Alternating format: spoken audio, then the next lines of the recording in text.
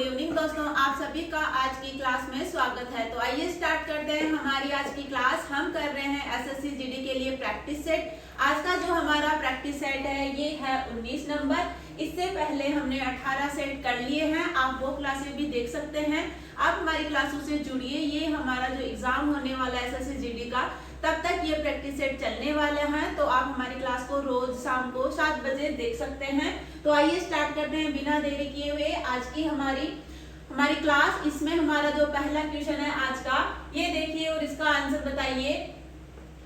Question दे रखा है, निम्नलिखित में से किसके द्वारा बंगाल का अस्थायी मालगुजारी बंदोबस्त शुरू किया गया था? तो कौन से वायसराय के द्वारा या किनके द्वारा, इनमें से किनके द्वारा आपके सामने ऑप्शन है। आंसर बताइए कि इनमें से किनके द्वारा बंगाल का जो स्थायी मालगुजारी बंदोबस्त है उसको शुरू किया गया है। ऑप्शन में क्या क्या दे रखे हैं? पहला ऑप्शन दे रखा है लॉर्ड क्लाइव, दूसरा है हेस्टिंग्स, तीसरा है वेलेस्ली और डी में है कॉर्नवालिस। तो किनके द्वारा बंगाल का स्थायी मालगुजारी बंदोबस्त शुरू किया गया था?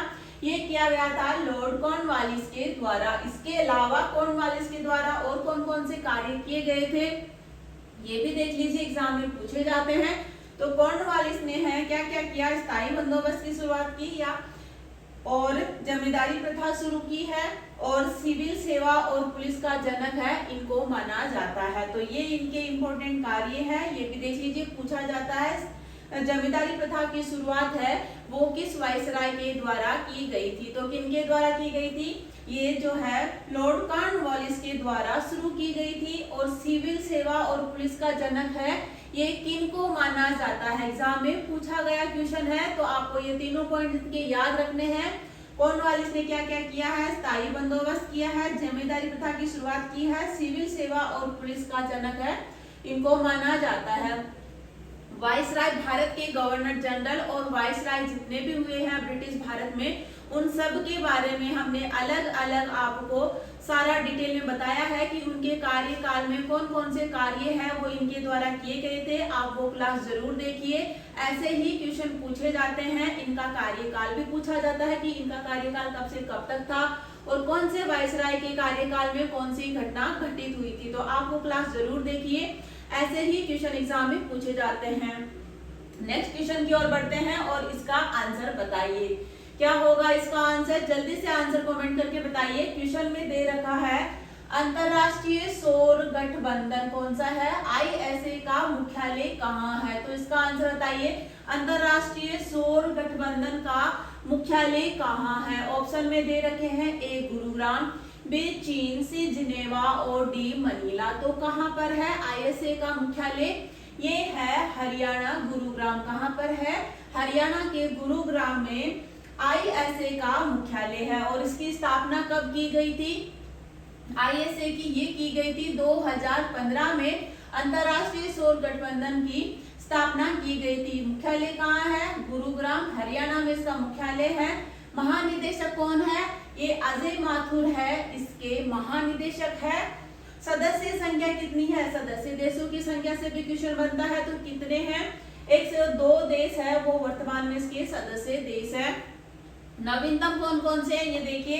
102वां कौन सा है? एंटीगुआ एवं बारमूडा है, ये 102वां सदस्य देश इसमें बने हैं। ये नवीनतम इसके सदस्य देश है। आईएसए की फुल फॉर्म देख लीजिए, इंटरनेशनल सोलर अलायंस जो है इसकी फुल फॉर्म है। ये सारे पॉइंट इंपोर्टेंट है। आईएसए से सबसे रिलेटेड एक ये क्वेश्चन पूछा जा सकता है। आपकी किसी भी शिफ्ट में ये क्वेश्चन आपको जरूर देखने का मिलेगा। इसका नहीं तो किसी और मुख्यालय और किसी संस्था का पूछ लिया जाएगा। तो अंतरराष्ट्रीय जितनी भी संस्थाएं हैं, अंतरराष्ट्रीय और राष्ट्रीय, वो आपको सारी याद होनी चाहिए। इन पे भी हमने 2 अलग अलग क्लासें बनाई है, एक में राष्ट्रीय संस्थाएं ली है, एक में अंतरराष्ट्रीय ली है। उसमें ऐसे ही करके सारे पॉइंट हमने बताए हैं। तो आप वो दोनों क्लास फिर से देखिए, आपको सारा उसी एक क्लास में सब कुछ मिल जाएगा। जितने भी अंतरराष्ट्रीय इंपोर्टेंट संगठन है उसका हमने एक जगह एक क्लास बनाई है, आप वो क्लास जरूर देखिए। नेक्स्ट क्वेश्चन की ओर बढ़ते हैं, इसका आंसर बताइए। क्या दे रखा है? क्वेश्चन पढ़िए और इसका आंसर जल्दी से कमेंट करके बताइए। मुख्य सत्कर्ता आयुक्त का कार्यकाल की अवधि या वर्ष की आयु तक रहता है। तो कितनी अवधि या कितने वर्ष की आयु तक जो है मुख्य सत्कर्ता आयुक्त का कार्यकाल होता है, जो भी पहले हो। तो इनका कितना कार्यकाल होता है, ये कितनी अवधि तक ये बने रह सकते हैं अपने पद पे। तो इसका आंसर क्या होगा, ऑप्शन में दे रखे हैं 5 वर्ष की अवधि या 65 वर्ष की आयु तक, 4 या 65 वर्ष की आयु तक, 6 वर्ष की अवधि या 65 वर्ष की आयु तक, और 4 वर्ष की आयु या 62 वर्ष की आयु तक। तो ये कब तक अपने पद पर बने रह सकते हैं, तो ये 4 वर्ष की अवधि और 65 वर्ष की आयु जो भी पहले हो वहां तक ये अपने पद पर बने रह सकते हैं।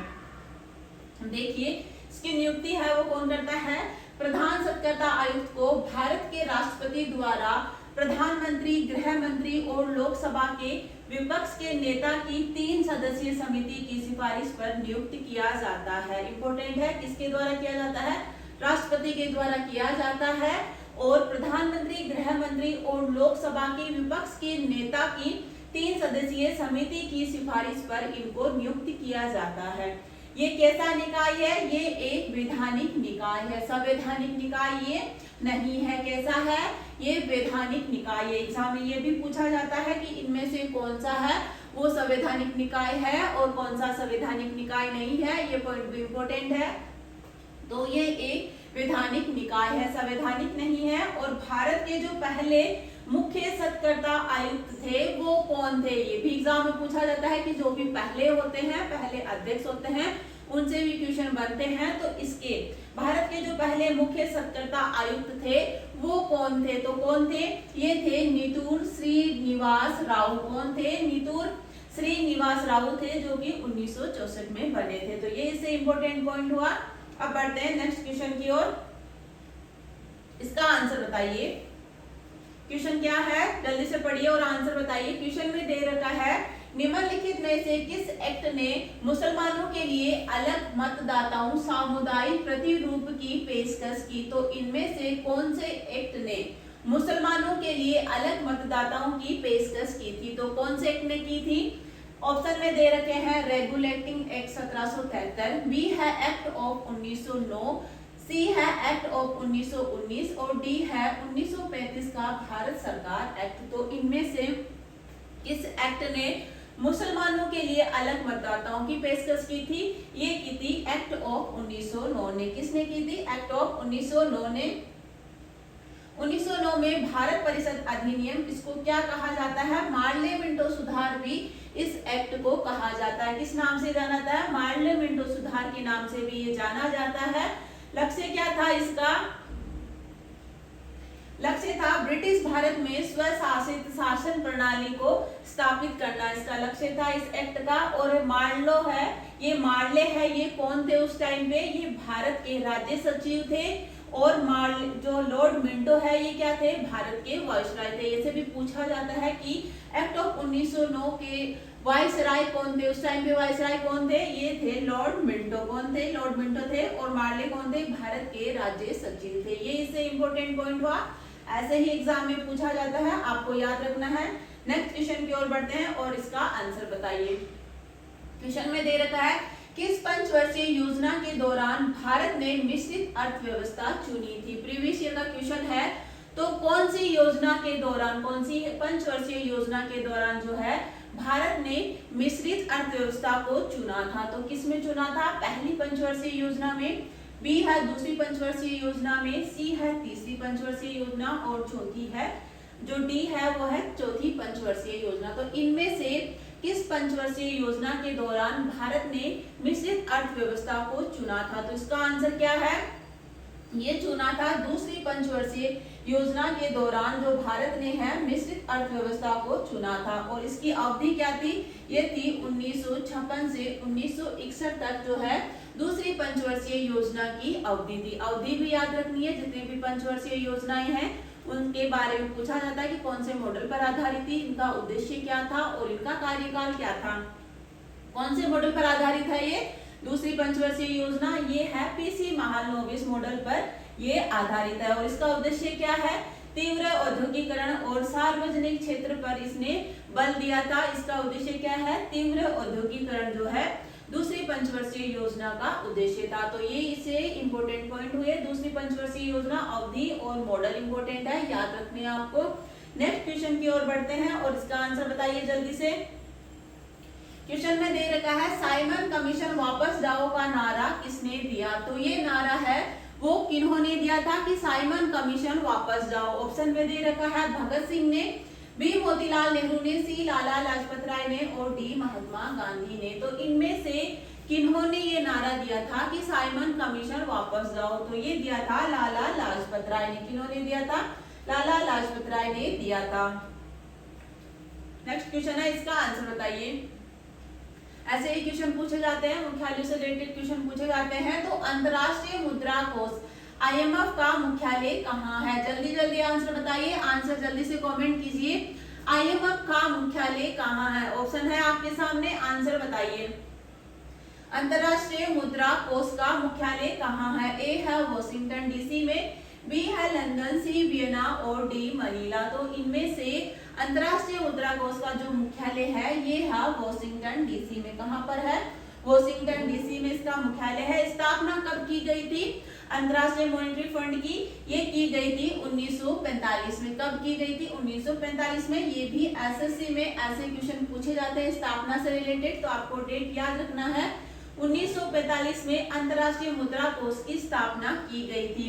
और प्रबंधक निदेशक कौन है? ये प्रबंध निदेशक कौन है? ये है क्रिस्टिना जॉर्जिया, इसकी प्रबंध निदेशक है। सदस्य संख्या कितनी है? 190 इसके सदस्य देश है। 190वां सदस्य कौन सा है? ये अंडोरा इसका नवीनतम सदस्य देश है। और IMF की फुल फॉर्म क्या है? International monetary fund.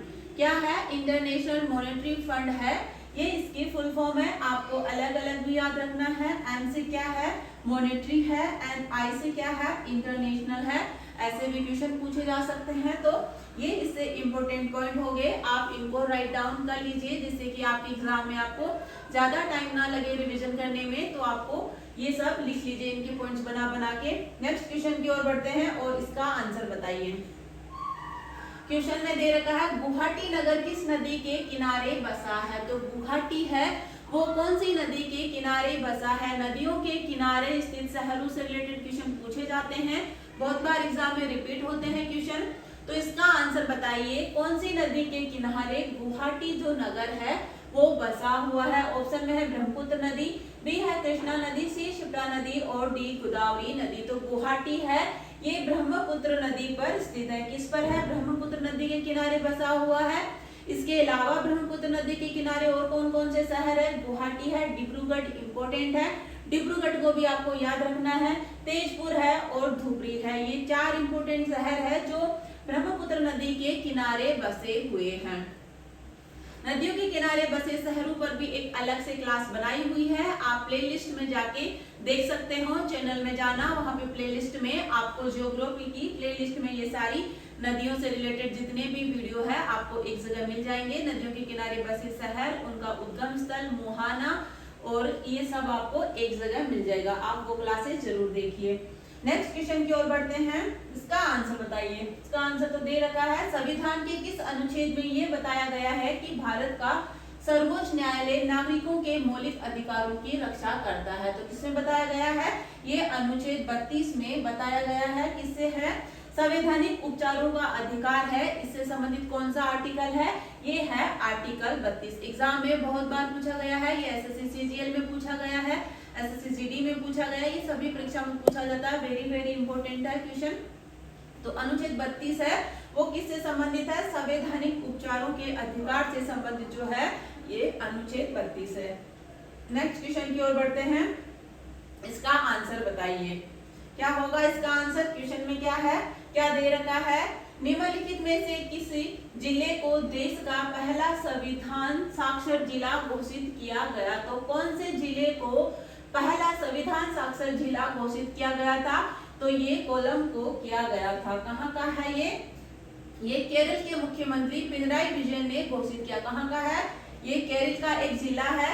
ये नागरिक संविधान साक्षरता अधिनियम के माध्यम से प्राप्त किया जाता है।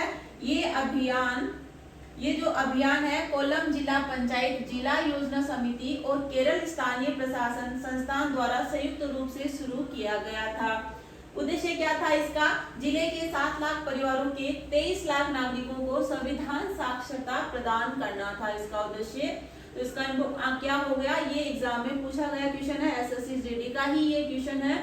तो ये देख लीजिए आप, ऐसे क्वेश्चन भी पूछे जाते हैं, तो आपको सारे कवर करने हैं, करंट अफेयर्स को भी पढ़ते जाना है साथ साथ में। नेक्स्ट क्वेश्चन की ओर बढ़ते हैं और इसका आंसर बताइए। ये क्वेश्चन इजी है, जल्दी से आंसर कमेंट करके बता दीजिए। मानव शरीर के निम्नलिखित में से किस भाग में चर्णी पेशी स्थित होती है? तो किस भाग में स्थित होती है?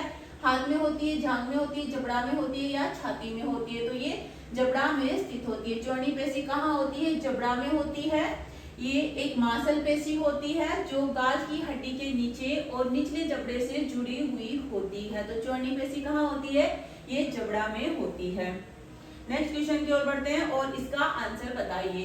केरल की राजधानी कौन सी है? जितने भी भारतीय राज्य हैं, केंद्र शासित प्रदेश है, उनकी राजधानियां आपको कंठस्थ याद होनी चाहिए। तो इसकी कौन सी है राजधानी? जल्दी से बताइए। केरल की राजधानी है, ये है तिरुवनंतपुरम। क्या है? तिरुवनंतपुरम यहाँ की राजधानी है। राज्यपाल कौन है? आरिफ मोहम्मद खान केरल के राज्यपाल है। मुख्यमंत्री कौन है? पिनराई विजयन है, वो केरल के मुख्यमंत्री है। इसके अलावा देखिए इंपॉर्टेंट पॉइंट, स्थापना कब की गई थी केरल की? ये की गई थी 1 नवंबर 1956 को। कब की गई थी? 1956 में इसकी स्थापना की गई थी। लोकसभा सीट कितनी है केरल की? ये है 20 है यहाँ की लोकसभा सीट। और राज्यसभा सीट कितनी है? ये 9 यहाँ की राज्यसभा सीट है। और विधानसभा सीट कितनी है? 140 है। ये आपको याद रखनी है सीटें, क्योंकि ऐसे क्वेश्चन एसएससी में पूछे गए थे। ये प्रीवियस ईयर में ऐसे क्वेश्चन पूछे गए थे। तो जितने भी राज्य हैं वहाँ की लोकसभा सीट, राज्यसभा सीट, विधानसभा सीट और वहाँ पे कौन सी पार्टी कार्यरत है, मुख्यमंत्री कौन है, राज्यपाल कौन है और उनके स्थापना दिवस, ये सारे एक एक करके अलग अलग शिफ्ट में ऐसे ही क्वेश्चन पूछे गए थे। किसी में राज्यपाल पूछ लिया, किसी में मुख्यमंत्री पूछ लिया, किसी में स्थापना दिवस पूछ लिया, किसी में लोकसभा सीटें पूछ ली और किसी में पार्टी कौन सी कार्यरत है। तो केरल में कौन सी पार्टी कार्यरत है? ये है भारतीय कम्युनिस्ट पार्टी। कौन सी है? भारतीय कम्युनिस्ट पार्टी है, वो केरल में कार्यरत है। तो जितने भी राज्य हैं उन सब के बारे में आपको इतनी बेसिक नॉलेज होनी चाहिए। तो नेक्स्ट क्वेश्चन की ओर बढ़ते हैं और उसका आंसर बताइए आप जल्दी से।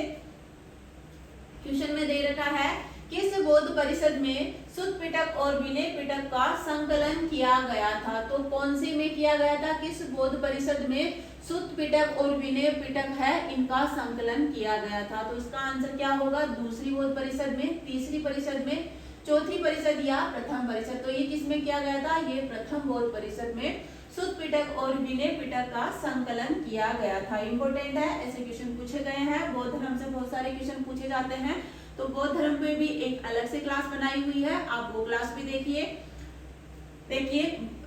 पहली बौद्ध परिषद का आयोजन है मगध सम्राट अजातशत्रु के कार्यकाल में किया गया था, या इनके टाइम में है। इनका आयोजन किसने किया था? ऐसे भी पूछा जाता है कि इसका आयोजन है वो किसने कराया था। तो ये मगध सम्राट अजातशत्रु के टाइम में इसका आयोजन किया गया था। लगभग कब किया गया था? 483 ईसा पूर्व में बुद्ध के महापरिनिर्वाण के बाद में इसका पहली बौद्ध परिषद का आयोजन किया गया था। किनके द्वारा? मगध सम्राट अजातशत्रु के द्वारा। अध्यक्ष कौन थे इसके? महाकश्यप है इसके अध्यक्ष थे। अध्यक्ष से रिलेटेड क्वेश्चन भी पूछा जाता है कि इनके टाइम में ये किया गया था। तो ये इसका आयोजन है, ये मगध सम्राट अजातशत्रु के टाइम में किया गया था इसका आयोजन करवाया था इन्होंने। आयोजन है ये कहाँ हुआ था? राजगृह या सप्तपर्णी गुफा में। ये भी पूछा जाता है कि बौद्ध परिषद जो प्रथम बौद्ध परिषद है इसका आयोजन है ये कहाँ किया गया था? तो ये राजगृह या सप्तपर्णी गुफा में। ये भी पूछा जाता है कि कौन सी गुफा में किया गया था? तो ये राजगृह की सप्तपर्णी गुफा है, वहां पर पहली बौद्ध परिषद का आयोजन किया गया था। तो ये इससे इंपॉर्टेंट पॉइंट हुआ। इसके अध्यक्ष कौन थे? महाकश्यप है, ये इसके अध्यक्ष थे। आगे बढ़ते हैं नेक्स्ट क्वेश्चन की ओर। इसका आंसर बताइए, क्या होगा इसका आंसर? क्वेश्चन में दे रखा है, निम्नलिखित में से कौन मृदंग वाद्य यंत्र का एक महान वादक है? तो कौन सा वाद्य यंत्र है? मृदंग है। और इसका महान वादक कौन सा है? तो इनमें से कौन थे इसके महान वादक? ऑप्शन में दे रखे हैं, जल्दी से आंसर बताइए। इनमें से कौन है वो मृदगम, क्या है, मृदगम वाद्य यंत्र का एक महान वादक था। तो कौन था, ये थे पंजनी सुब्रमण्यम पिल्लई। कौन थे, पंजनी सुब्रमण्यम पिल्लई है इसके महान मृदंग के वादक है। जो मृदंग है, जो ये मृदगम है, ये आमतौर पर कर्नाटक संगीत में बजाया जाता है। कहाँ बजाया जाता है, ये कर्नाटक में बजाया जाता है। जो कर्नाटक के संगीत है उसमें ये बजाया जाता है मृदगम। उत्तर भारत में मृदगम को क्या कहा जाता है, पखावज के नाम से इसको जाना जाता है। उत्तर भारत में किस नाम से जाना जाता है, मृदगम को पखावज के नाम से जाना जाता है। बंगाल और मणिपुर में मृदगम को खोल के नाम से भी जाना जाता है। किस नाम से, खोल के नाम से भी। मृदगम के एक और महान वादक थे, वो कौन थे, त्रिची संकरन। कौन थे, त्रिची संकरन थे। आपको इनके वादक याद रखने हैं। तो ऐसे क्वेश्चन, ये एसएससी जीडी का ही क्वेश्चन है। तो ऐसे ही क्वेश्चन एग्जाम में पूछे जाते हैं। आपको सारे याद रखने हैं, कौन सा वाद्य यंत्र कौन बजाते थे, ऐसे ही क्वेश्चन पूछे जाते हैं। इसका आंसर बताइए। क्वेश्चन में दे रखा है हाइड्रोलिक लिफ्ट किस सिद्धांत पर काम करती है। तो किस सिद्धांत पर काम करती है ये, इसका आंसर क्या होगा, ये पास्कल का नियम।